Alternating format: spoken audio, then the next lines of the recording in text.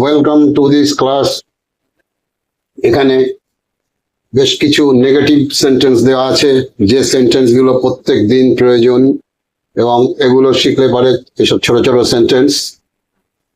যে কোনো ইংলিশে কথা বলতে গেলে প্রথমে ছোট ছোট সেন্টেন্স ইউজ করতে হয়, তারপরে আস্তে আস্তে বড় সেন্টেন্সে যেতে হয়। যাই হোক, এখানে যে কটা লিখেছে সবই নেগেটিভ সেন্টেন্স আছে।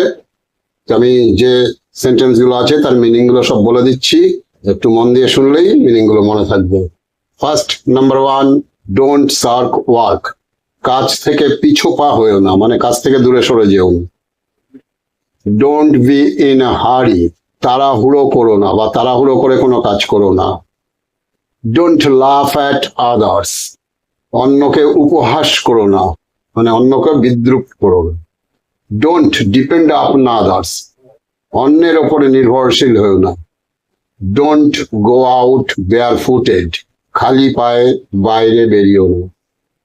ডোন্ট ওয়েস্ট ইউর টাইম, সময় নষ্ট করো না।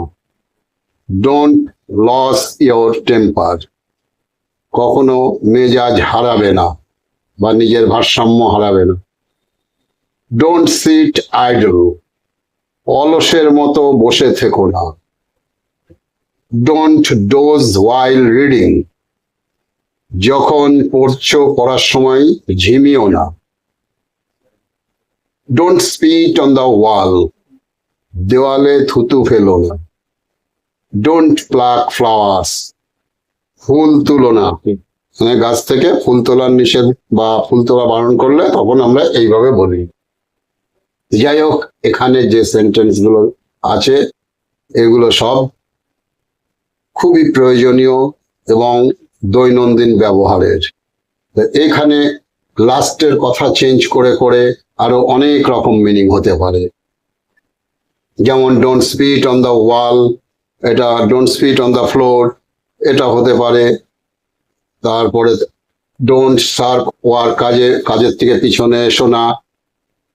ডোন্ট বি ইন আ হারি, তাড়াহুড়ো করো না।